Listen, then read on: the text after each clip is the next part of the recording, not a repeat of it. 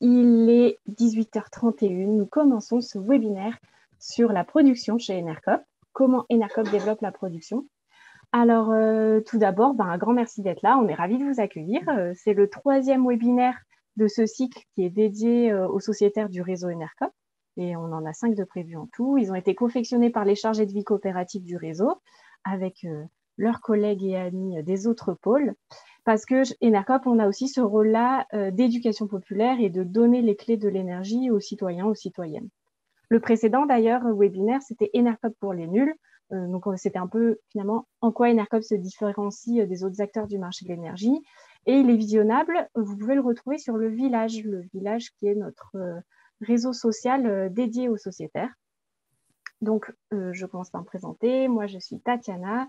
Je suis sociétaire, comme vous tous et toutes qui êtes connectés. Et je suis sociétaire salariée d'Enercop Midi-Pyrénées. Aujourd'hui, je suis l'animatrice de ce webinaire qui a été monté à plusieurs mains. Donc là, vous avez vu quelques personnes apparaître. Donc, si vous êtes bien installés, on va pouvoir commencer. Alors, aujourd'hui, on va s'attarder sur le sujet de la production. Comment Enercop développe la production d'énergie. Enercop, en fait, aujourd'hui, est connu pour être un fournisseur d'électricité 100% renouvelable sous forme de coopérative. Et en fait, ce qu'il faut savoir, c'est que c'est bien plus que ça. Ce n'est pas uniquement un fournisseur d'électricité. Donc aujourd'hui, on va axer ce webinaire sur l'activité de production. On souhaite vous expliquer comment nos coopératives de partout en France contribuent au développement de la production d'énergie citoyenne. Et puis, on va donner des exemples concrets de nos réalisations pour la transition énergétique. Donc pour cela, nous avons la chance d'accueillir 2 fantastiques intervenants qui sont tous les 2 chargés de production dans des coopératives locales d'Enercop. Donc, vous voyez à vos écrans Sophie Picard d'Enercop PACA, coucou Sophie, et Guillaume Marcenac de Languedoc-Roussillon. Pour ce qui est du déroulé, on va faire une présentation pendant 20-30 minutes. Il va y avoir des petits quiz entre-temps pour dynamiser un peu tout ça. Et puis, ensuite, il y aura bien sûr un temps de questions-réponses. Donc, pour poser vos questions, il vous suffit d'utiliser le petit module Q&R ou Q&A comme questions et réponses, Q&R. Et donc, vous pouvez déjà les poser et vous pouvez aussi liker les questions qui ont été posées par d'autres sociétaires. Le but du jeu, c'est quand même de rester sur des questions qui sont bien liées à la thématique d'aujourd'hui pour ne pas s'éparpiller. Voilà. Ce webinaire dure 1 heure, il sera enregistré, il sera ensuite disponible sur le village. Et d'ailleurs, si vous reste des questions à la fin de ce webinaire, ça sera aussi sur le village. Vous avez vu que nous avons quelques mains qui font le travail technique derrière. On ne les voit pas apparaître, mais en fait, c'est très précieux de les avoir. Et je pense qu'on peut partir. Alors, donc je vais vous présenter déjà le sommaire. Après une présentation du contexte global de la production, on va faire un tour de France express des projets sur lesquels travaillent nos coopératives. Et ensuite, on va s'arrêter plus précisément sur 2 exemples, en Languedoc-Roussillon et en PACA. Et ensuite, on terminera bien sûr par vos questions. Et on va commencer par un petit quiz. Alors, je laisse Claire lancer le module du quiz. Parfait. Donc, vous le voyez, la question est « Combien de salariés Enercop travaillent dans le développement de la production ?» Je vous laisse voir les questions, les possibilités de réponse. Et puis,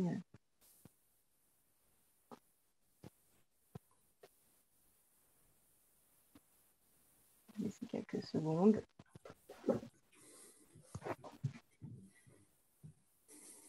Pour se mettre dans le bain. Combien de personnes? Allez, je propose. Parfait, qu'on arrête. Et donc, je vais laisser Guillaume répondre. Bonjour à tous. Donc, effectivement, voilà, ce n'est pas plus de 1000 personnes. J'ai vu 3 personnes qui étaient très ambitieuses. On est quand même 22 salariés aujourd'hui dans le réseau, répartis sur toutes les coopératives Enercop local et Enercop national, à travailler sur le développement de nouveaux projets de production d'énergie pour vous approvisionner en électricité. Et effectivement, c'est quelque chose qui est assez récent. Voilà, aujourd'hui on est 22, donc vous voyez là des extraits de séminaires qu'on a pu faire tous ensemble, et notamment le dernier qui était masqué. Donc on se structure en réseau pour répondre à vos besoins. Donc, sur la diapo suivante, on va vous montrer qu'est-ce que ça veut dire en fait, pourquoi on veut développer la production. Alors, il faut savoir que, en fait, je vais descendre ça, voilà, que Enercop a commencé en tant que fournisseur d'électricité en achetant de l'électricité à des producteurs existants, qui se débrouillaient tout seuls en tout cas. Donc, c'est ce qu'historiquement on a appelé l'approvisionnement. Puis depuis quelques années, on met des moyens, de l'énergie, et puis on passe du temps à développer des nouveaux moyens de production. Ouais, donc on peut rester sur cette diapo. Des nouveaux moyens de production d'énergie pour justement construire notre approvisionnement de demain et d'après-demain.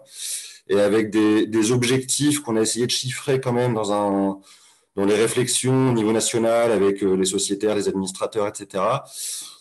Objectif d'arriver en 2030 à 50% d'approvisionnement du réseau Enercop issu de centrales de production en propre, donc en fait des centrales dont Enercop sera coactionnaire. Pourquoi en fait on veut se diriger de plus en plus sur justement mettre de l'énergie dans sans mauvais jeu de mots, dans le développement de nouveaux moyens de production et notamment y contribuer en tant que co-investisseur avec les territoires. Mais il y a plusieurs raisons. Il y a déjà la logique qui est de maîtriser notre coût d'appro dans la durée. De ne pas être dépendant du coup du bon vouloir des producteurs qui voudraient nous vendre l'électricité. Il y a s'assurer que, en étant le plus en amont possible sur les projets de production d'énergie, quand le projet est mûr, quand le projet produit de l'énergie, il correspond, je dirais, à nos standards, à nos exigences d'excellence environnementale et sociale dans les projets. Donc, on peut contribuer en tout cas à faire les projets les mieux possibles. Assurer notre indépendance sur le long terme, c'est très important parce qu'en fait, les énergies renouvelables, alors on en entend beaucoup parler, ça alimente beaucoup de fantasmes, c'est très à la mode, ça rapporte au point que du coup tous les grands groupes industriels énergétiques français, Total, Engie, EDF pour pas les nommer, après avoir traîné des pieds pendant longtemps, aujourd'hui rachètent tous les opérateurs de production d'énergie renouvelable. Donc si on veut pas se retrouver demain ce que Enercop achète son électricité à Total, il faut qu'on se retrousse les manches et qu'on s'y mette nous-mêmes avec les territoires.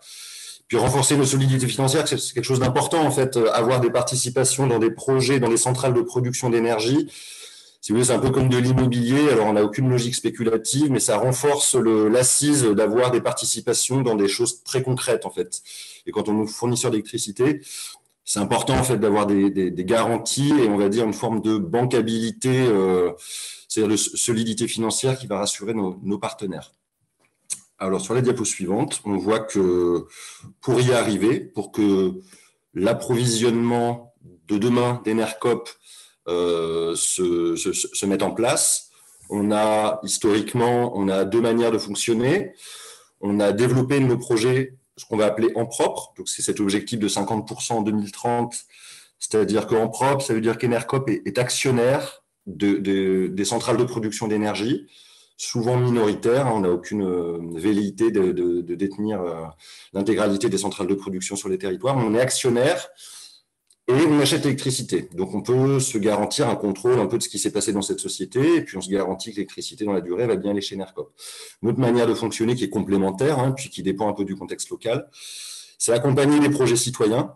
En fait, on aide des collectivités locales, des collectifs d'habitants qui veulent monter des projets de production. On les aide à faire sortir ces projets-là. On se fait payer pour le faire.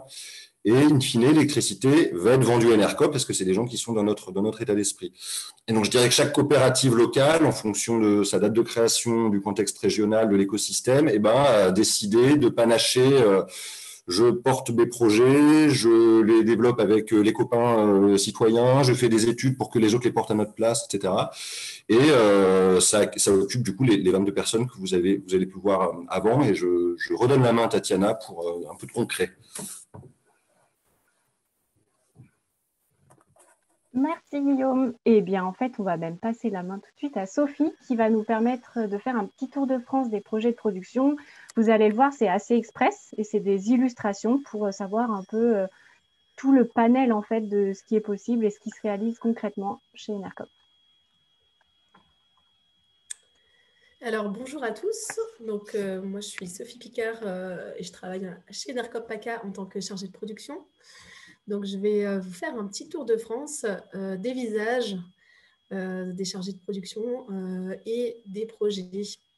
Donc, on commence par Enercop Aquitaine avec Mickaël et Morgane, qui sont chargés de production là-bas, et qui lancent la production en Aquitaine avec un premier projet de parc au sol photovoltaïque. Donc, ils sont simplement co-investisseurs aux côtés de Valorem et de la Société d'économie mixte départementale. Donc, voilà, un projet de 5 MW crête. On passe à Enercop Midi-Pyrénées. Donc, Enercop MIPI avec Lucien, Éloi et Louis. Louis qui vient d'arriver. Du coup, la Enercop MIPI a basé sa stratégie, enfin, une de ses stratégies sur le développement de parcs au sol de 250 kW crête. Donc, c'est une taille qui correspond à peu près à une décharge communale, donc à peu près 8000 m² de terrain.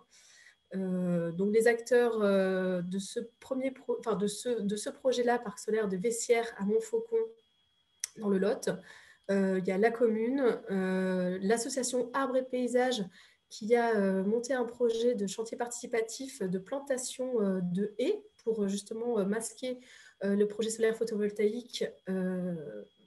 Voilà, donc c'est assez original. Et le rôle d'Enercop MIPI là-dedans, ils sont en développement technique et en maîtrise d'œuvre de ces projets de 250 kg. On peut passer à la diapo suivante.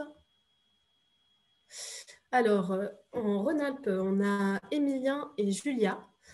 Donc là, j'ai décidé de vous présenter un projet, enfin avec eux bien sûr, d'ombrière de parking, ça change un petit peu, Parc à Watt. Donc, ils ont développé ce projet avec la société citoyenne Buxia Énergie, juste à côté de Grenoble. La puissance est 500 kW crête, ça correspond à plus de 200 places de parking, donc c'est quand même un gros projet d'ombrière. Donc, Enercop, là-dedans, a monté la réponse à l'appel d'offres, a constitué aussi le groupement photovoltaïque et est en coordination technique du projet. Le projet il est sorti de terre et on peut voir les ombrières actuellement. Alors, pour les deux autres territoires, on va vous exposer nos projets par la suite. Donc, Enercop PACA, on est 2,5, on va dire. Je n'ai pas mis la photo, mais il y a aussi Jérôme Lelon qui fait partie de la production.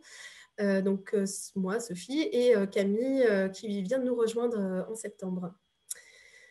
En Languedoc-Roussillon, Guillaume vous présentera aussi son projet tout à l'heure.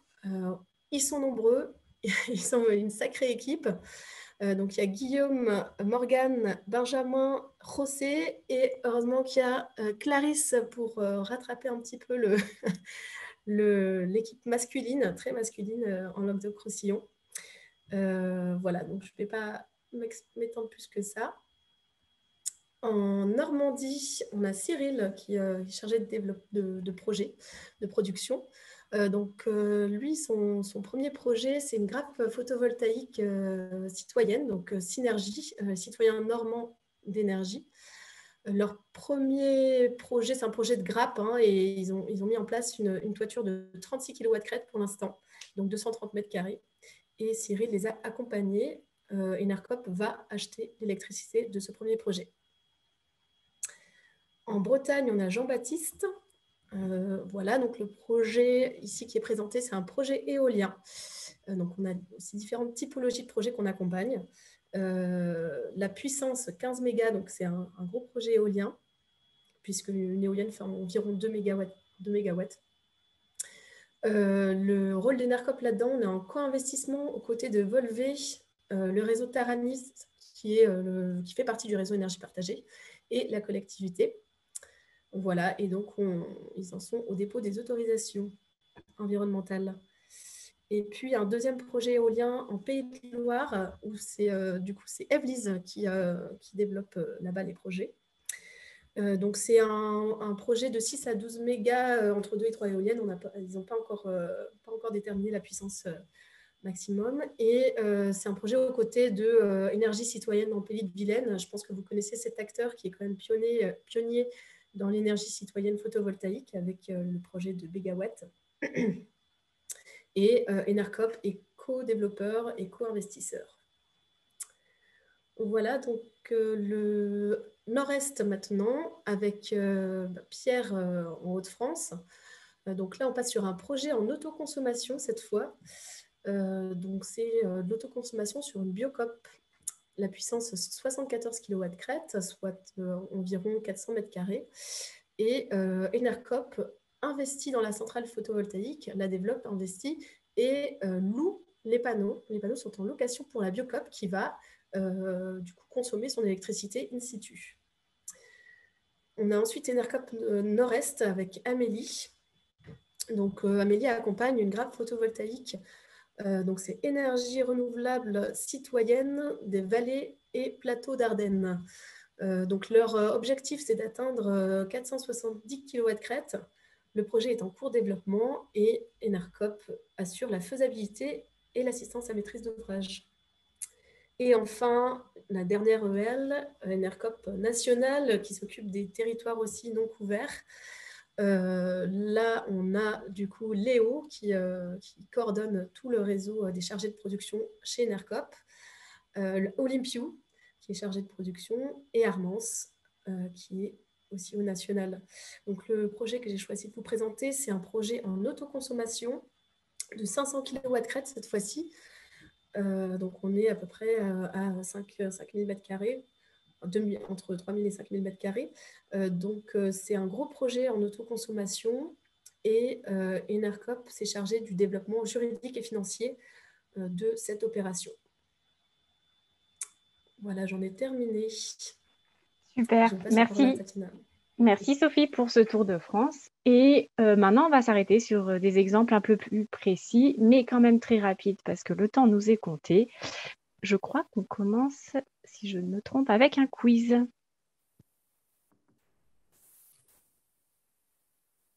Claire, je te laisse lancer le quiz. Fantastique.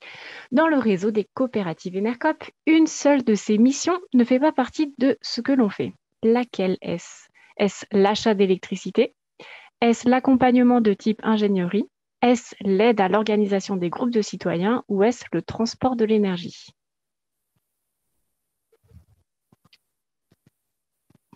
Alors, il y a de plus en plus de réponses et c'est quand même assez marqué. Encore 5 secondes et puis Claire, je te laisserai clore le sondage. Ok, donc on voit les résultats et c'est Guillaume qui va nous dévoiler le mystère.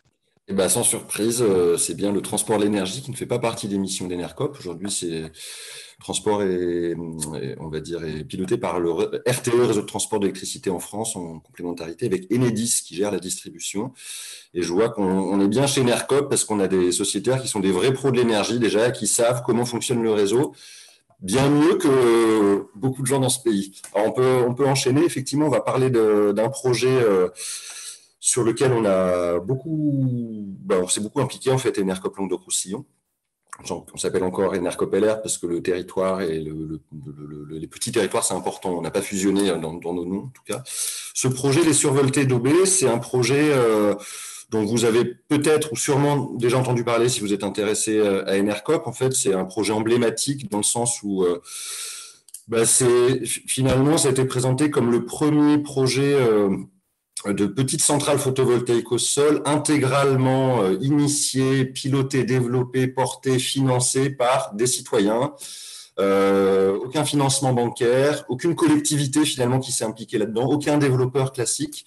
Alors c'est un projet qui couvre annuellement la consommation de 150 foyers environ. L'origine du projet, là aussi, elle est emblématique parce qu'en fait, c'était un collectif qui était opposé à des projets d'exploration de gaz de schiste dans le Gard, dans le secteur de Sommières, et qui se sont dit que, à un moment, c'était bien d'être contre. S'opposer, c'était pas mal, mais que essayer de construire quelque chose et d'être positif et de proposer, c'était peut-être mieux. Et nous, on aime bien ça chez Enercop.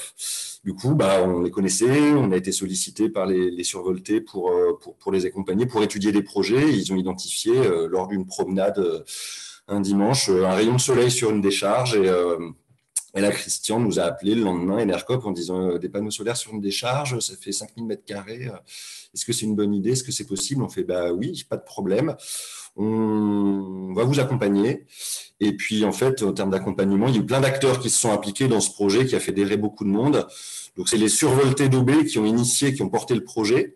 La société, finalement, qui a investi dans le matériel, la société coopérative qui a été créée pour concrétiser le projet, elle s'appelle le Watt Citoyen. Et puis, il y a eu un très fort soutien de la région qui était Languedoc-Roussillon à l'époque, donc Occitanie aujourd'hui, de l'ADEME Occitanie, sur un appel à projet spécifique pour ces projets-là. Un partenaire technique qui s'appelle Luxel, et puis on marque Enercop LR, Enercop fournisseur, parce qu'on va voir après qu'on a eu des rôles différents. Sur la diapo suivante, du coup. Voilà, en fait, on a eu des casquettes qui sont différentes. Alors, je commencerai peut-être par Enercop National, parce qu'en fait, on est une politique, le fournisseur d'électricité Enercop a, dans sa politique d'approvisionnement, l'envie de dégager des enveloppes financières qui permettent de soutenir des projets qui ne pourraient pas sortir sans ce soutien-là. Et là, on est sur des projets de petites centrales au sol photovoltaïques sur lesquels il n'y a aucun tarif garanti par l'État, donc aucune rentabilité possible. Et donc, ce projet a fait partie des premiers qui ont bénéficié d'un tarif de soutien offert par Enercop, qui lui a permis, du coup, à la mise en service en 2016, de bénéficier d'un tarif d'achat de 100 euros du mégawattheure, alors que le coût moyen d'approvisionnement d'Enercop, c'est plutôt dans les 50 euros du mégawattheure. C'est une forme de subvention par Enercop, et on est très fiers d'être associés à ce parc-là. Et Enercop Languedoc-Roussillon, dont je fais partie, du coup, nous, on a bossé on a été un peu boîte à outils sur ce projet-là, qui était aussi un projet pilote dans son fonctionnement. Moi, j'avais une casquette, j'ai eu un passé dans le développement de projet, donc je sais comment ça fonctionnait. Donc, on les a aidés sur des aspects techniques, on a fait des études photovoltaïques sur le projet, on les a aidés sur le raccordement électrique, un gros boulot finalement juridique. Alors, on n'est pas juriste, mais justement, on a envie de trouver des solutions qui permettent de nous faire atteindre notre but. Donc, le montage de l'association, le montage de la coopérative, un gros travail sur le bail qui a dû être signé avec la mairie pour donner le droit aux survoltés d'exploiter la décharge. Un gros boulot sur le financement aussi, comment on fait participer plus de 200 personnes au financement d'un projet, quelle rémunération ils vont avoir, comment on fait en sorte que tout le monde puisse décider, etc. Donc, il y a eu une belle équipe qui s'est formée, et avec les survoltés qui ont beaucoup bossé sur la concertation, la communication et la collecte. Et je dirais que ça a même donné naissance, ce projet-là, et puis les missions qu'on a pu avoir, au réseau régional des projets citoyens d'énergie en Occitanie, qui s'appelle Éclair Occitanie, qui s'est spécialisé finalement ce réseau-là dans la dimension citoyenne de ces projets-là, comment faire participer les citoyens, etc. Donc, c'était été incubé par Enercop LR, on va dire, avec les missions qu'on a portées. Et puis, c'était repris par Éclair. Et donc, aujourd'hui, il y a 60 projets, 60 coopératives de ce type-là qui existent en Occitanie. Et qui, du coup, qui portent des projets. C'est des milliers de sociétaires, en plus des sociétaires Enercop, qui sont actionnaires de ces sociétés de projets-là. Et ces projets-là vendent leur électricité à Enercop. Sur la diapo suivante, on voit effectivement qu'il y a eu des étapes entre la lutte contre les gaz de schiste, les rencontres avec la mairie. Sans se vanter, l'arrivée d'Enercop, et les survoltés le répètent souvent, était décisive en fait pour faire avancer le projet et donner de la consistance, on va dire, trouver les bons partenaires, animer les bons réseaux, mettre en mouvement et tenir bon, aller jusqu'au bout, parce que quand on fait un projet d'énergie renouvelable, c'est une course d'endurance et il faut tenir. Voilà, en bas, c'est la photo qu'on aime bien, qu'on voit à chaque inauguration de projet, c'est la caractéristique des projets Enercop et énergie partagée. C'est des projets qui impliquent beaucoup de monde et où, du coup, quand on fait des photos, il y a 200 personnes dessus. Voilà pour cette présentation. S'il y a des questions sur tous ces sujets, n'hésitez pas à les poser. On y répondra à la fin. Merci Guillaume. Et je vous propose, maintenant qu'on a eu une présentation d'un projet en Languedoc-Roussillon, de partir plus à l'est, en Provence-Alpes-Côte d'Azur, avec Sophie. Et toujours dans le sud, on est dans la vallée de l'Ubaye. Donc, j'ai choisi le Soleil de Chaninck pour présenter ce soir. Donc, c'est un projet solaire photovoltaïque de 4,5 MW crête, soit environ 5 hectares, qui permet de produire l'équivalent de la consommation en électricité spécifique de 2000 foyers, soit plus que les habitants de la commune sur laquelle est développé le projet. Comment on a eu connaissance de ce projet? C'est une sociétaire d'Enercop PACA qui nous a mis en relation avec l'association syndicale libre du Planet, qui est propriétaire du site. Donc ce terrain, c'est un ancien champ de tir militaire qui est perché sur un petit plateau de montagne. Un ancien champ de tir militaire, pourquoi? Parce que l'association syndicale libre du Planet, elle existe depuis 1860 et elle a été créée par les propriétaires des maisons de Josier pour maintenir une garnison militaire sur la vallée. Et donc, ils ont acheté ensemble un terrain pour que l'armée puisse s'entraîner chez eux, donc pour créer de l'activité économique, etc. L'armée n'est plus sur site depuis bientôt 10 ans et l'association syndicale libre du Planet réfléchissait à une manière de valoriser ce terrain pollué par l'activité pyrotechnique pendant des centaines d'années et donc a appelé Enercop pour étudier la possibilité d'un projet photovoltaïque. Alors les acteurs du projet, Enercop PACA bien sûr, Énergie Partagée, via en développement le fonds Énercité. On pourra revenir dessus si vous voulez, je ne vais pas expliquer maintenant ce que c'est. Le bureau d'études Egrega qui développe techniquement le projet, celle du Planet qui est propriétaire bien sûr, et la commune de Josier qui est facilitatrice dans le projet puisqu'elle n'est pas propriétaire du site, mais elle suit activement le développement. On peut passer à la slide suivante. Donc Enercop PACA dans ce projet-là est investisseur principal. On a décidé de se passer de développeur pour ce projet. Donc, c'est vraiment, on est accompagné par un bureau d'études techniques simplement. Et on s'occupe aussi de l'animation locale et la concertation sur le territoire. Donc, en quoi ça consiste cette concertation? Alors, d'abord, il faut savoir qu'on a organisé en 3 groupes. On a un comité stratégique dans lequel est représenté tous les investisseurs, donc Énergie Partagée, Enercop PACA, Egrega qui est le bureau d'études de développement qui investit aussi dans le projet, et l'association syndicale libre du Planet. Toutes les orientations stratégiques sont décidées dans ce COSTRAT, à l'unanimité. On a ensuite un comité technique dans lequel on invite des élus référents de la commune de Josier. Et dans ce comité technique se discute l'embauche de bureaux d'études techniques, les choix d'implantation des panneaux, etc. Voilà, donc dans ce comité technique, il y a tous les techniciens des structures que j'ai déjà citées. Et enfin, on a un groupe moteur. Le groupe moteur, c'est vraiment la courroie de transmission entre le groupement photovoltaïque et le territoire. Dans ce groupe moteur, il y a des élus, des habitants et des experts qui participent activement au développement du projet. Et ce groupe moteur se réunit autour d'ateliers thématiques. Et notamment, on a fait des ateliers thématiques sur l'intégration environnementale et paysagère du projet, dans lequel on a invité les chargés de mission Natura 2000 du coin, parce que notre projet n'est pas sur une zone Natura 2000, mais il y a des chargés de mission dans la vallée. L'ONF, bien sûr, et le RTM, enfin, des experts qui peuvent parler de leur territoire mieux que nous. Et se discutent dans ce groupe technique notamment les impacts faune-flore avec les bureaux d'études qui sont présents pour exposer l'étude d'impact.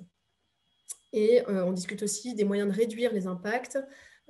Et on a aussi fait choisir à ce groupe moteur l'implantation des panneaux. Donc avec plusieurs scénarios d'implantation, des projets très ambitieux aux projets minimalistes. Et donc, c'est le groupe moteur qui a validé l'implantation finale des panneaux. On a dans ce groupe moteur d'autres thématiques comme les retombées économiques locales, puisque l'association syndicale libre du Planet est à but non lucratif et va reverser la totalité des loyers sous forme d'actions locales. Donc, l'idée, c'était de leur faire une boîte à idées avec un maximum d'habitants qui participent à cette boîte à idées. Et on a d'autres thématiques aussi comme la pédagogie autour de cette centrale, avec notamment l'intervention d'une association qui a une mallette pédagogique. Donc là, vous voyez sur la photo, on a une remorque avec des panneaux solaires et la sensibilisation des habitants est régulièrement faite sur le photovoltaïque. Voilà. Et donc, ce groupe moteur nous aide aussi à organiser les réunions publiques autour du projet. Ils sont relais de communication localement et on organise trois réunions publiques sur ce projet, une très en amont, une au dépôt du permis de construire et une pour la levée de fonds. Il va y avoir une levée de fonds pour inviter les habitants à participer financièrement au projet via la coopérative locale. Voilà, donc la plus-value d'Enercop PACA dans ce projet, c'est vraiment d'ancrer localement le projet, de mettre en place des outils de mobilisation. Et puis, on a quand même remarqué que les acteurs localement nous font confiance et on essaye d'être digne de cette confiance. Voilà pour ce projet. Merci. Merci. Donc, on en arrive à la fin du temps de présentation. Merci à nos intervenants. Et du coup, après ce tour d'horizon, on vous propose de poser vos questions. On va essayer de répondre au maximum d'entre elles, sachant qu'on a une toute petite demi-heure pour y répondre. Alors, j'en vois déjà qui me sont transmises sur la question du photovoltaïque. Il y a le terme grappe qui a été énoncé. Qu'est-ce que c'est une grappe solaire ou une grappe photovoltaïque? Alors, je crois que c'est moi qui l'ai dit. Alors, une grappe solaire, en gros, c'est un seul et même projet composé de plusieurs sites de production. Et le fait que ce soit plusieurs sites de production, on appelle ça une grappe photovoltaïque ou voilà, en général, c'est plutôt photovoltaïque. On essaye de faire des grappes hydroélectriques, mais ça ne fonctionne pas trop. Et je dirais que ça a été lancé avec les toitures photovoltaïques où on s'est rendu compte qu'au lieu de faire un gros projet photovoltaïque qui met très longtemps à sortir, par exemple centrale au sol, on pouvait arriver à additionner 25 toitures, par exemple, grappe de petits projets qui donnent quelque chose de conséquent et puis qui permet aussi de couvrir les frais de fonctionnement de l'entreprise, etc., qui est la coopérative qui se crée à cette occasion, quoi. Ok, j'imagine que ça a répondu à la question. Et j'enchaîne toujours dans le sujet photovoltaïque, des questions qui reviennent très souvent sur en fait l'impact environnemental du photovoltaïque. Nous, quand on se lance dans des projets de production, Enercop, d'où viennent nos panneaux solaires? Est-ce qu'on a moyen de les vérifier? Est-ce qu'ils sont recyclables? Voilà, comment on fait là-dessus? Est-ce que le photovoltaïque peut être écolo? Je commence si tu veux, Sophie, puis tu compléteras. Alors oui, les énergies renouvelables, en général, il y a beaucoup de débats sur les énergies renouvelables, hein. Il y a un documentaire qui est passé sur Arte encore qui a tendance à peut-être on va dire, à charger les énergies renouvelables. En fait, Enercop, notre logique, c'est de faire au mieux dans une logique quand même constructive et d'avancée. Donc sur le photovoltaïque, il faut savoir qu'il y a aujourd'hui deux typologies de panneaux qui peuvent être installés. La majorité des panneaux installés, 95% des panneaux aujourd'hui sont polycristallins ou monocristallins, donc n'utilisent aucune terre rare, par exemple. Hein, les panneaux qui mobiliseraient des terres ou matériaux rares, c'est seulement 5%, c'est des couches minces, c'est des panneaux qu'on n'installe plus du tout en fait. Et sur le recyclage du coup des panneaux qu'on va acheter, Enercop, quand on met en place un projet photovoltaïque, c'est même pas lié à Enercop, c'est une obligation. On paye une sorte d'écotaxe à un institut qui s'appelle PV Cycle, qui en fait s'engage à reprendre les panneaux en fin de vie pour les recycler. Donc ça, c'est un enjeu effectivement qui est important. Pensez la gestion des déchets, le démantèlement des installations, etc. Ça n'a pas été pensé sur tous les types d'énergie. Là, on y pense et c'est important. Et sur les types de panneaux qu'on va utiliser, il faut savoir que vu la politique énergétique française, on a assez peu investi dans la production de modules photovoltaïques, de cellules photovoltaïques en France. Puis il y a besoin d'un minerai qui est le silicium, qui est extrêmement abondant, mais qu'on a très peu en France. Donc, on va viser nous toujours de prendre des panneaux avec le plus bas taux de CO2, c'est-à-dire produit le plus localement. Souvent, ça veut dire assemblé en France, en fait, avec une partie qui va être des cellules qui vont être réalisées en Asie. Et donc, on a une série de partenaires, de fabricants qui sont dits français de modules photovoltaïques qu'on va privilégier sur nos projets. Mais c'est toujours les arbitrages. Le plus gros fabricant français de panneaux photovoltaïques, eh ben, c'est Total, c'est SunPower. Donc, des fois, on va se poser la question de dire est-ce qu'on choisit tel acteur, est-ce qu'on choisit tel matériel, etc. Ok, moi je n'ai rien à redire. Nous, on a une usine de recyclage qui a ouvert il y a moins de 2 ans au Rousset, dans les Bouches-du-Rhône. Donc, on a une usine de recyclage qui est juste à côté de chez nous pour les sociétaires en PACA. Et pour préciser, si je dirais quand même que je crois que les panneaux photovoltaïques sont recyclables à plus de 95%. En fait, la seule chose qui n'est pas recyclable, c'est la gaine de plastique et la colle pour mettre les panneaux. Donc voilà, là-dessus, il y a pas grand-chose à. Enfin, on peut pas faire mieux là-dessus, quoi. En tout cas. Et le cycle de vie, ouais, juste dernière chose, parce que c'est un sujet qui pourrait revenir. On va dire que l'énergie nécessaire pour extraire les matériaux, les transporter, fabriquer le panneau, l'entretenir et le démonter à la fin, elle est remboursée, on va dire énergétiquement, par la production du panneau photovoltaïque. Aujourd'hui, on est à moins de 2 ou 3 ans. Donc, sur un panneau qui reste installé 30 ans, on considère que son coût énergétique est compensé en moins de 10% de son temps de fonctionnement. Voilà. Ok, merci pour ces réponses. Et j'ai presque envie d'ajouter, en fait, tout moyen de production d'énergie a un impact environnemental. Et en fait, c'est à nous de choisir ce qui est le moins impactant. Et puis, il y a aussi l'implication citoyenne qui compte énormément. Et je crois que là-dessus, on fait sacrément des efforts. Et on a une charte d'approvisionnement en fait qu'on a mis en place, qui est très exigeante, qui a été, on va dire, expertisée, complétée par des associations de protection de l'environnement qui sont à la création d'Enercop. Donc on a une logique, il faut le faire, il faut y aller. En fait, on fait le mieux possible, le moins pire, et évidemment, on est dans le scénario négawatt, donc on réduit les consommations au lieu d'avoir une gabegie de production d'énergie renouvelable. Et sur la même thématique, il y a une question, en quoi en fait Enercop est-il plus exigeant en termes de protection de l'environnement et de l'impact des projets par rapport à d'autres développeurs de projets d'énergie renouvelable? En fait, qu'est-ce qui différencie Enercop d'autres acteurs? Alors, je pense une première chose, et puis pour tendre la main à Sophie, c'est qu'en fait les projets, on les fait pas, on vient pas parachuter un projet sur un territoire. En fait, on les fait avec un ancrage local fort. En fait, si les gens localement sont contre le projet ou ont des arguments pour dire il y a ça. En fait, c'est les gens qui connaissent le territoire. En fait, on s'adresse à eux pour savoir ce qu'ils pensent du projet plutôt que venir parachuter ce projet-là. Et en fait, dans l'excellence environnementale des projets qu'on essaie d'avoir, c'est juste qu'on sait que derrière, on a des sociétaires qui sont très exigeants et qu'on se fait taper dessus dès qu'on fait quelque chose de mal, quoi. Enfin, dès qu'on aurait pu faire mieux, on va dire.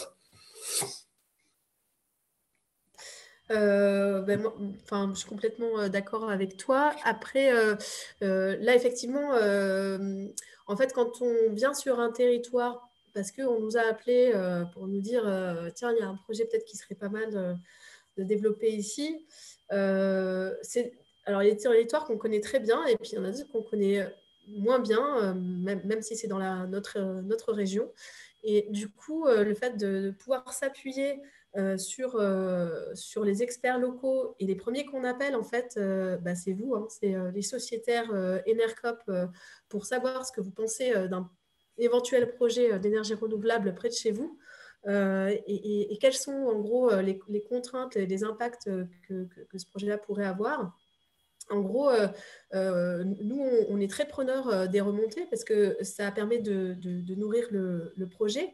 Après, voilà, sur des oppositions de principe, on va aller un petit peu contourner ces oppositions de principe en se disant, mais bon, est-ce que l'experte chargée de mission Natura 2000, qu'est-ce qu'elle en pense, elle? Parce que bon, ce projet-là, bien sûr, il a un impact, mais qu'est-ce que réellement ça veut dire un impact?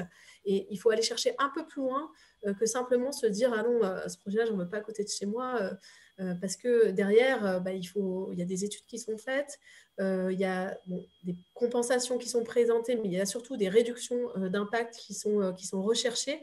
Et ça, on essaye de creuser ça au maximum avec les gens ancrés sur le territoire. Et surtout, le rôle, moi, par exemple, d'une chargée de concertation, ça va être que les remontées du territoire soient entendues par le groupement et soient prises en compte dans les choix stratégiques. Et en fait, voilà, on est garant aussi de ça chez Enercop. Et puis je dirais qu'il y a juste 2 choses en plus, c'est que de toute façon, alors tous les projets d'infrastructure, pas des toitures, mais de taille un peu conséquente, sont soumis à études d'impact sur l'environnement. En fait, il y a une réglementation là-dessus qui fait que de toute façon, en théorie, on peut pas faire n'importe quoi. Et nous, c'est vrai que dans ce cadre-là, on va pas aller sur le rapport de force. Le critère principal, enfin l'objectif principal d'un projet de production d'énergie renouvelable va pas forcément être la rentabilité économique. Et en fait, on va être prêt à faire des projets plus petits, mais qui auront plus de sens, qui seront plus cohérents. Et ça, on a plusieurs personnes qui sont venues travailler chez Enercop récemment, qui venaient de plus grosses entreprises type Engie ou EDF, et qui disent, mais le critère rentabilité, il arrive en numéro 4 ou numéro 5 dans la liste des priorités, mais je ne comprends pas. En fait, si c'est suffisamment rentable, c'est important, mais ça doit aller beaucoup plus loin, en fait, ces projets-là. Et c'est complètement assumé, en fait, hein, le levier qui permet d'activer la production d'énergie collective. Et il y a des questions sur le fait, pourquoi en fait est-ce qu'on voit peu d'exemples de projets photovoltaïques sur des bâtiments, sur des toitures, des grandes surfaces déjà artificialisées. Voilà. Quelles sont les raisons pourquoi parfois le photovoltaïque au sol est favorisé? Alors, est-ce qu'on n'en voit pas dans les exemples que nous, on a cités, ou est-ce qu'on n'en voit pas de manière générale, on n'en voit pas assez? Ça, en tout cas, je serais d'accord avec ça. On ne voit pas assez de toitures équipées.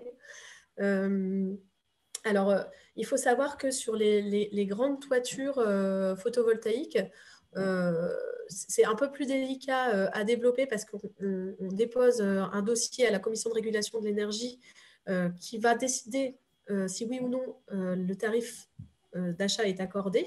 Donc là, sur ces dossiers-là, il y a une grande compétitivité entre tous les développeurs photovoltaïques et les tarifs sont tirés vers le bas en permanence.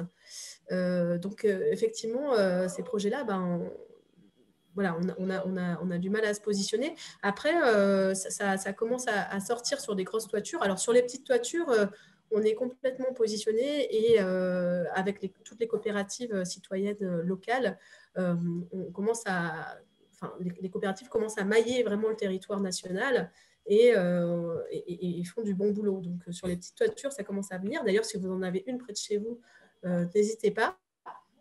Et sur les moyennes toitures, ça commence à venir. En plus, on a l'obligation d'achat, donc c'est-à-dire qu'un fournisseur est obligé de venir acheter l'électricité. On passe plus par la Commission de régulation de l'énergie. C'est directement le fournisseur qui est obligé d'acheter l'électricité à un tarif fixé par l'État.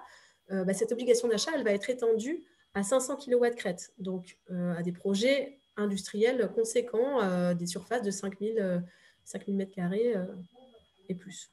Et d'une manière générale, c'est vrai qu'on peut entendre des fois, j'ai travaillé dans le développement éolien aussi avant, mais pourquoi vous ne faites pas plutôt ça, de la toiture plutôt que du sol ou de l'éolien en mer plutôt que machin? En fait, il faut tout faire, hein. Il faut faire de la toiture photovoltaïque, petite, moyenne et grande, de la centrale au sol.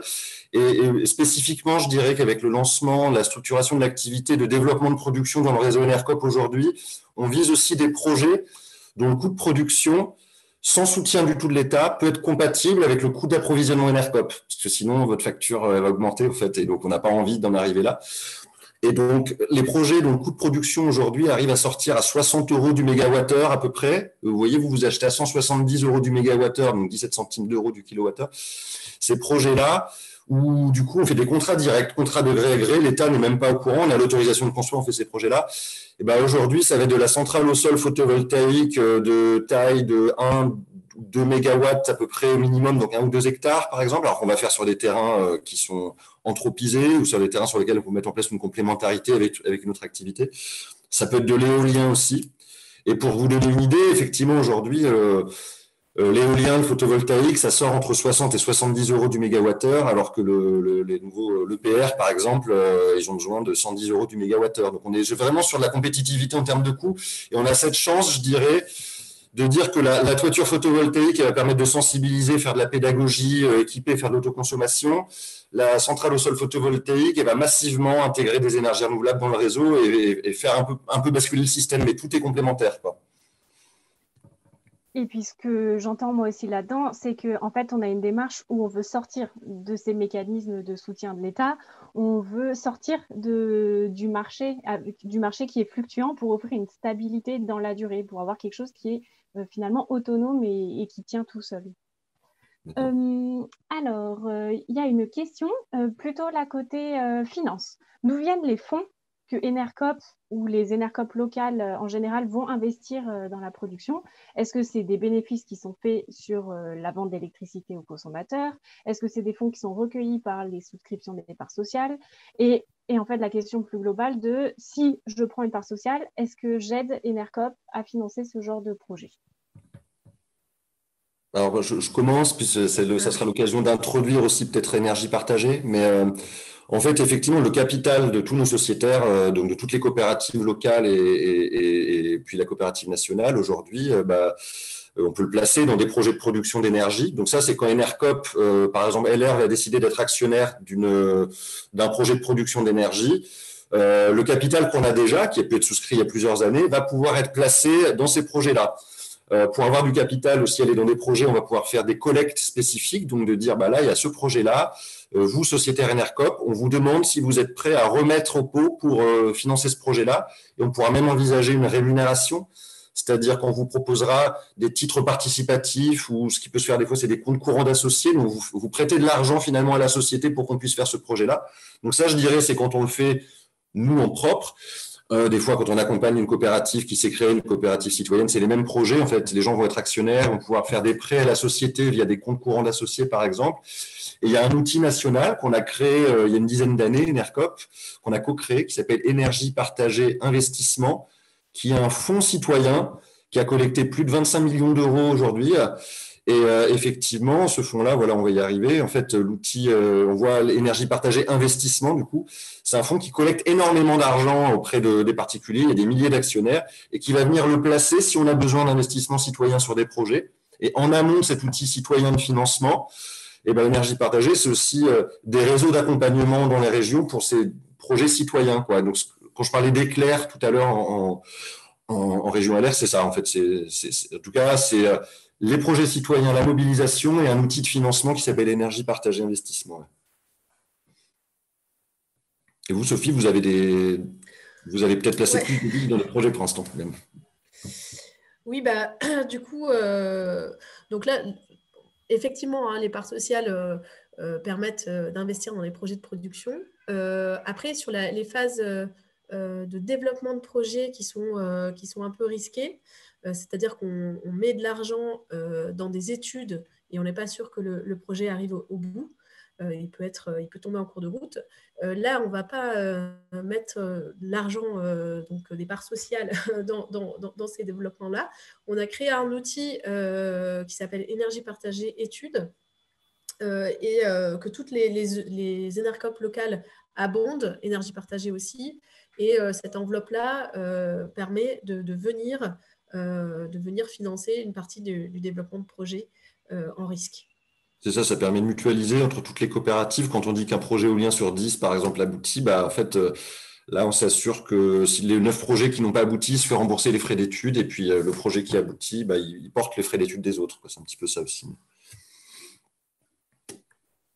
Et là, on arrive à une série de questions. En fait, comment les sociétaires peuvent aider? Alors, je le dis tout de suite, ça sera différent dans chacune des régions parce que les Enercop locales n'ont pas autant de salariés sur la production, etc. Mais voilà, il y a un peu des questions. À partir de quelle superficie un projet photovoltaïque peut vous intéresser? Si, par exemple, nous couvrons toutes nos serres agricoles, est-ce qu'on peut conclure un partenariat avec vous? J'ai une surface de 100 mètres carrés bien orientée. Quel montage je peux avoir avec Enercop? Donc voilà, je ne sais pas si vous avez quelques réponses à apporter. Alors peut-être je peux commencer, Guillaume. Du coup, alors sur des surfaces, donc sur des toitures, on va dire des toitures de surface inférieure à 500 mètres carrés, voire maintenant c'est plutôt de l'ordre de 1000 voire 2000 mètres carrés. Là, on va avoir des projets qui vont concerner du coup des grappes photovoltaïques, donc ces fameuses grappes qui sont développées par des coopératives citoyennes qui ne sont pas forcément qui sont pas les Enercop locales, mais qui sont des coopératives qui sont créées localement par des habitants.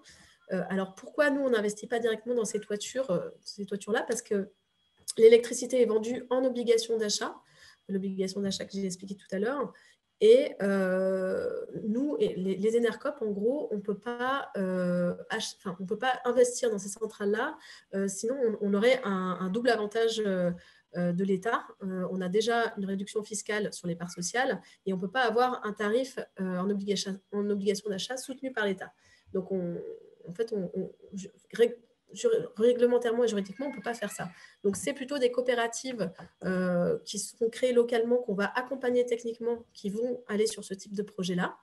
Nous, après, les Enercop locales, on va pouvoir aller sur soit des plus grosses toitures, soit sur des projets en autoconsommation, sur notamment des grosses toitures en autoconso. Sur les terrains, on est plutôt, pour les projets de 250 kg watt-crête, sur du 8000, 10 000 mètres carrés. Et sur des parcs au sol photovoltaïques un peu plus gros, ça peut commencer à être intéressant à partir de 2 hectares, voilà, sur de la rentabilité. Après, on va aussi sur des projets en hydroélectricité. Donc des petits projets hydro, ça c'est plutôt développé par les centrales citoyennes, hein, pareil. Voilà, on va plutôt accompagner les sociétés citoyennes sur ce type de projet-là. Nous, on n'a pas de projet éolien en PACA. Je ne sais pas si tu veux, toi, Ouais, quelque chose. je dirais qu'en fait, après, le contexte, il va être différent d'une région à une autre, déjà sur la stratégie, en fait, et puis aussi sur le gisement. En fait, on parle de gisement aussi pour l'éolien ou du photovoltaïque. Donc, c'est vrai que nous, en ce moment, les régions du Sud, tous les projets qui peuvent se faire photovoltaïques, alors je vais parler au sol, parce qu'on met de l'énergie, ça permet de produire massivement, mais qui, environnementalement parlant, sont compatibles avec notre charte, ça va pouvoir nous intéresser. Dans le nord de la France, ça va plutôt être de l'éolien. Donc, d'une manière générale, même si tout le monde n'est pas structuré pareil, si vous avez envie de vous intéresser, de participer à ces sujets de développement de projet, soit parce qu'on va faire un projet à côté de chez vous, vous voulez aider, soit parce que vous avez une idée de projet qui pourrait se faire, soit parce que vous avez un terrain, n'hésitez pas à contacter votre coopérative locale. Ça fait toujours plaisir de savoir qu'il y a des gens qui sont motivés. Et puis, si en fait, c'est pas pertinent, on vous le dira. On a aussi mis en place des réseaux de partenariats. Si vous voulez juste mettre des panneaux solaires sur votre toiture, par exemple, là, on ne va pas vous vendre une étude ou autre parce que c'est un projet qui est petit, qui ne peut pas assumer ça. On va vous mettre en contact avec des installateurs de confiance. Voilà, on essaie de trouver une réponse un peu à tous les cas de figure qui peuvent se présenter. Et c'est vrai que c'est compliqué, la réglementation des énergies renouvelables. On ne peut pas investir, nous, donc des fois, on va accompagner d'autres gens à investir chez vous. Voilà, mais ça se structure et on est preneur de propositions et de motivation. Il n'y a pas de souci. Merci. Et là, je vois qu'il ne nous reste plus que 7 minutes. Il y a des sociétaires qui s'étonnent qu'on ne parle pas de biomasse, de méthanisation. Est-ce que Enercop a vocation à se lancer là-dedans ou pas? Alors, on n'a rien contre. En fait, d'une manière générale, nous, chaque type d'énergie renouvelable, on va l'étudier, on va se poser la question si c'est pertinent, on va en parler aux bonnes personnes. On a très peu de producteurs aujourd'hui. Si on regarde la carte des producteurs, peut-être d'énergie, il y en a plus de 300 aujourd'hui chez Enercop. Puis on a très peu qui sont sur de la biomasse, donc du bois énergie ou autre. Parce qu'en fait, c'est compliqué de faire sortir ces projets-là. C'est pas du tout lié à Enercop. C'est très compliqué que ce soit la méthanisation ou la biomasse. Moi, je dirais que c'est un peu comme des projets éoliens qu'il faut 10 ans pour que ça sorte, quoi. Et donc, pour l'instant, on y allait un peu moins. Et c'est des projets très structurants, mais qui impliquent énormément d'acteurs et à l'échelle d'un département. Donc, on y va assez peu. Nous, clairement, je sais que le bois énergie, on évite de trop y aller en Languedoc-Roussillon, parce qu'on a quelques sociétaires qui nous ont dit de pas y aller, ils nous ont convaincus, on en a parlé avec eux et on a dit on va pas y aller. Donc, si vous voulez, on est libre de nos choix, mais on est à l'écoute aussi de ce que pense notre ADN. Et pour l'instant, on y va assez peu. Et après, il y a des régions agricoles qui s'y prêtent mieux. Je pense Midi-Pyrénées ou Aquitaine sur ces projets-là, par exemple. Je sais pas, Sophie, si toi, vous avez Ouais, des... moi, j'ai rien à rajouter dessus. On n'a pas forcément on n'a pas de projet en perspective. Et de toute manière, c'est vrai que dans le réseau, voilà, les grosses unités de méthanisation, c'est des ICPE, hein, donc c'est à développer. C'est classé pour la protection de l'environnement, c'est ça, ouais. Voilà, c'est très compliqué. C'est des dossiers très complexes à monter. Le coût de revient de l'énergie à la fin est assez élevé. Donc en fait, c'est vrai que bon, il n'y a pas que ça qui compte. Mais aujourd'hui, on a tendance à privilégier les projets qui, naturellement, en fait, c'est du commerce équitable. Le vrai coût de production est compatible avec notre coût d'appro. Et ça pérennise les énergies renouvelables, en fait. C'est-à-dire, on est sur le coût de marché. C'est pas trop le cas sur la méthanisation encore, sur l'éolien en mer. C'est un peu pareil aussi. Ok.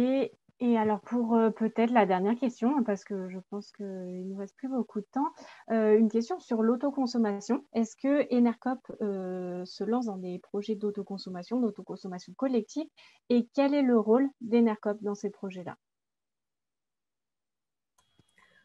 Alors, on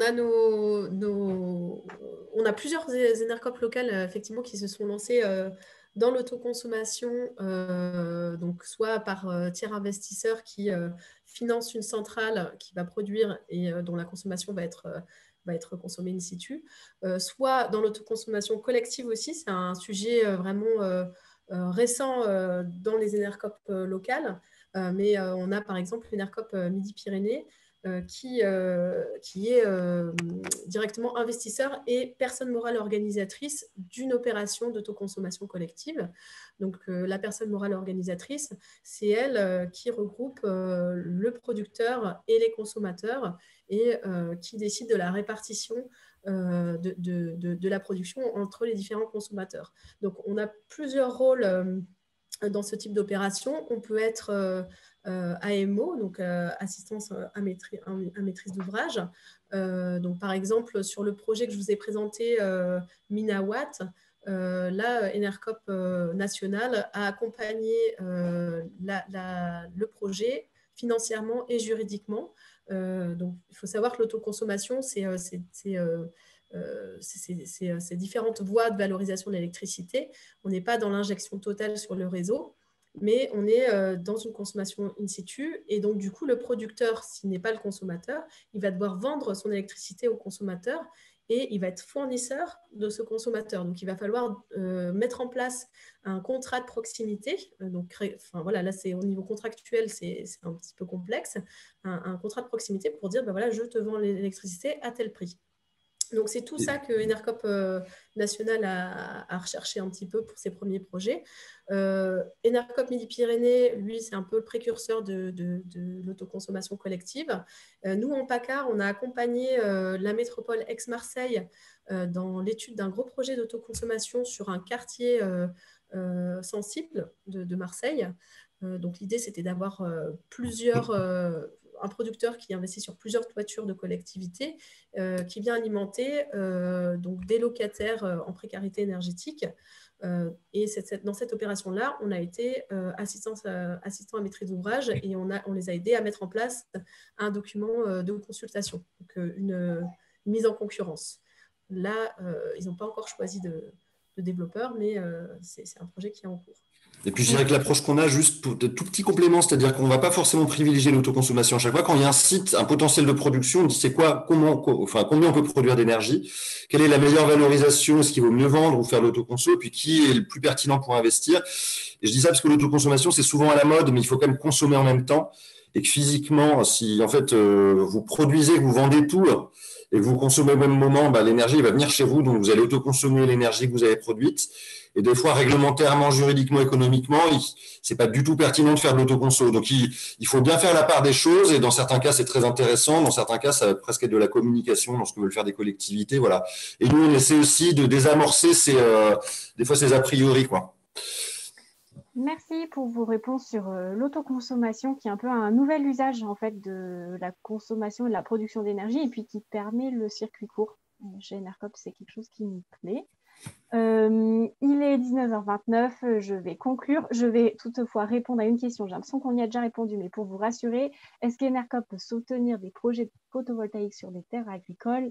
A priori, non, ou alors en partenariat avec des projets agricoles. Du coup, ça s'appelle l'agrivoltaïsme.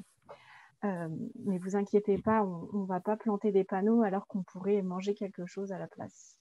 Pour conclure, je veux dire merci à Sophie et Guillaume pour leurs interventions et leurs éclairages. Merci aussi aux personnes qui sont cachées derrière leurs ordinateurs et qui ont permis que tout se passe bien. Et bien sûr, merci à vous les sociétaires. Ça fait plaisir. Alors, j'ai envie de dire, ça fait plaisir de vous voir, mais malheureusement, on ne vous voit pas. Mais en tout cas, ça fait plaisir d'avoir un lien avec vous, votre participation, vos contributions, vos questions. Donc, on va lancer un petit sondage pour savoir ce que vous avez pensé de ce webinaire. N'hésitez pas à répondre. Et puis, je vais faire un peu la promo du prochain webinaire. En fait, on espère qu'on a répondu à toutes vos questions. Si jamais vous avez encore des questions, vous pouvez les mettre sur le village. Le village, c'est la nouvelle plateforme pour les sociétaires qui vous est uniquement dédiée rien qu'à vous, hébergée sur un outil libre. Et justement, Le prochain webinaire, c'est le 15 décembre et il va vous expliquer comment fonctionne le village, à quoi ça sert, etc. Donc, venez nombreux. Et puis voilà, d'ici là, c'est rendez-vous sur le village pour continuer nos échanges. Je vous souhaite une bonne soirée et au plaisir de vous retrouver en présence ou en numérique. Au revoir. Au revoir.